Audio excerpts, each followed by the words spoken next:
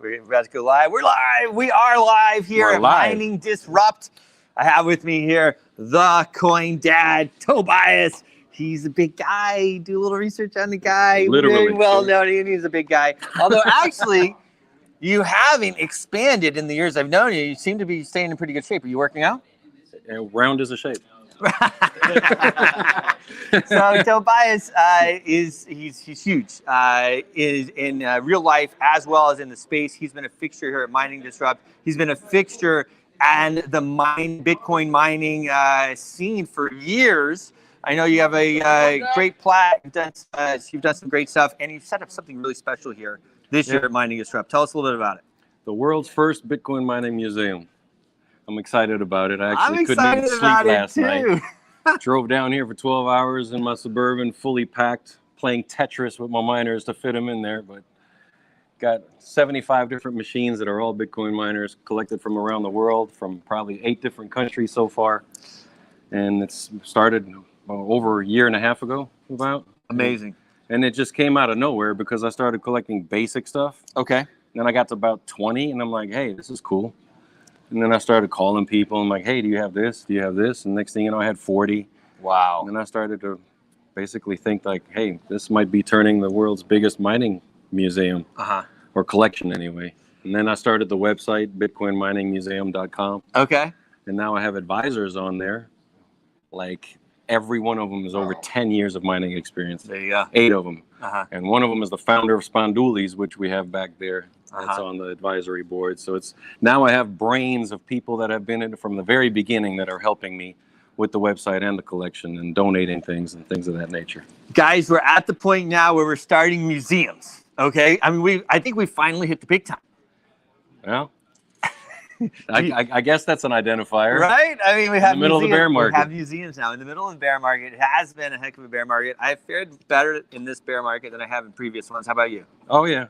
Yeah. Because I learned from the last ones, Of course. how to prepare myself. How to prepare ourselves. More assets and more things at our disposal. So we're going to walk around here and talk about some of the cool things that you have. Let's start with what you have here. This Macintosh Plus. Tell me why this is important right here.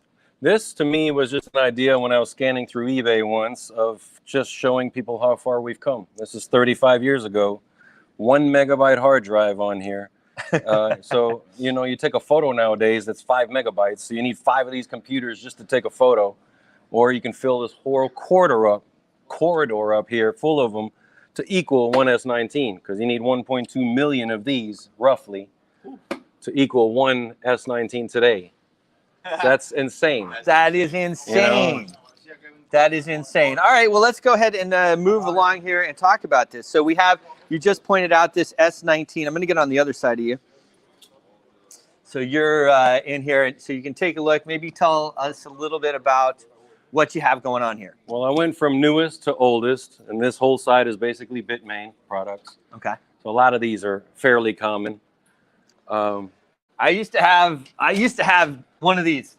These were popular and loved because you can put them anywhere because they don't have fans. You don't need no infrastructure for CFM airflow or any of that stuff.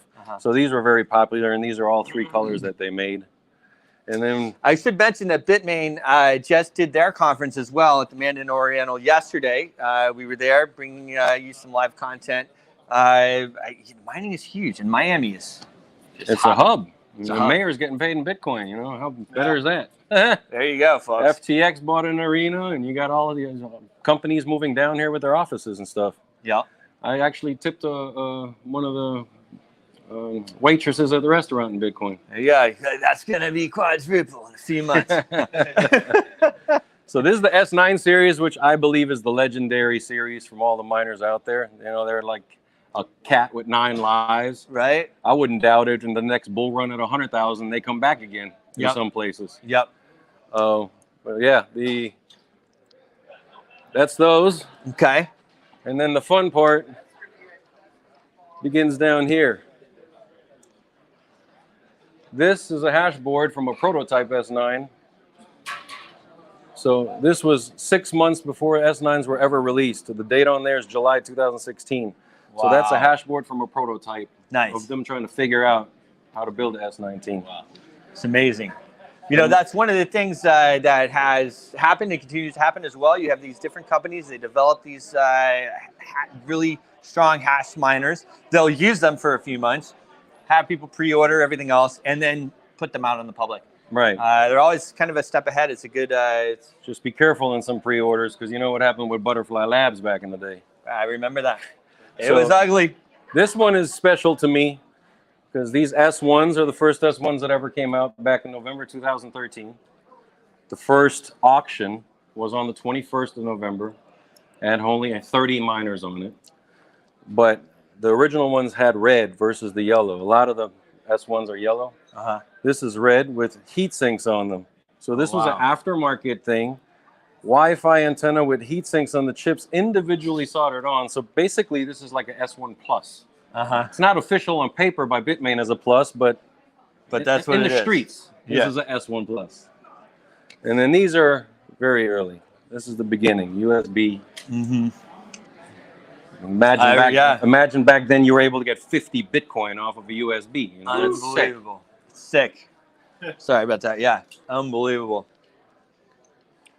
What we're looking at, guys, right here is history. This is history. The world's first mining museum set up. It just opened up a few hours ago. I'm sure you're going to see the Coin Dad, my man here, Tobias, at multiple different venues. Check out the website as well. The BitcoinMiningMuseum.com. Not the, just BitcoinMiningMuseum.com. BitcoinMiningMuseum.com. That's it. Now we get to the funny stuff, or the oddball things. This is an original U1, U3, and this is the aftermarket with a grill for overclocking. This was unique in itself. This is basically a computer with a node on it and a chip to mine. You can do all those things at once, and you're able to transact on the blockchain, like purchasing things or services. So a lot of dev people used them back then. How important was overclocking? That depends. How important was overclocking? David just asked. I'm not a big fan of overclocking, especially on the air-cooled miners, because you put stress on. It's like driving a Ford Tempo with 120 miles an hour. Eventually, your motor is going to say, screw you. You know? So I basically stick to what the stats are of a miner, unless you're in immersion cooling. You know, it's a different type of cooling process. In immersion cooling, you can play around with overclocking. This is special. This is Spondoolies. This company had a very solid name back then. And this is the SP10, which is very rare. They only made 2,000 in production from the very beginning. Hundreds of them burned in a fire in Thailand at a mining facility. And then hundreds more got thrown away because the crash happened in 2014. So they were mining in the red, so people just threw them away. Wow. So this is super hard to find right here. Very rare. And I have all 4 of the ones that they ever made. Wow. And the founder from Spondoolies is actually on the website as an advisor. This is awesome. Yes. Really cool. And then we get down here to the Avalon section. This is very rare too. It's the Avalon 2, came out in 2013 in July. Okay. And this is one of my specialties. Okay. That is a dual miner, also from 2013, an original package never opened. I love it. That by itself right there, who knows what that's going to be in 10 years. To find something unopened that old. Yes. I seen that. I jumped on it like flies on crap. Where did you pick it up? It was like eBay or something I found it on eBay. Yeah. I seen that, and I thought it was fake. You know, somebody, but it's still got the seal right there on it. Oh, yeah. That's awesome. And then here with the What's miners. This is the original M1. No, that's the T1. Sorry. This is the original M1. And look what number is the serial number on there. What do you read on top? 0000. 8. This is the 8th miner What's miner ever made. How cool is that? That is really cool. Yeah, that's pretty much it. That's pretty amazing. So maybe let's. But I wanted to help preserve, the history of mining with this. Yeah. I think it's absolutely awesome. It looks like they got your thing up here. Maybe let's stand over by it. That's not it. All right, never mind. We're not showing that. So tell us a little bit about it, and we'll wrap this up for you guys that are watching. But you've been in the space for a long time. You've been mining Bitcoins a long time. As you see, I mean, let's maybe even get your thoughts on the Ethereum update and everything like that. I mean, how do you see mining moving forward, and how important do you think it is? Well, on the Ethereum side, I mean, Bitmain just released a brand new Ethereum miner, which is scratching people's heads since we're supposed to be going to POW, from POW to POS on Ethereum side. But then again, they've been saying that for many years now.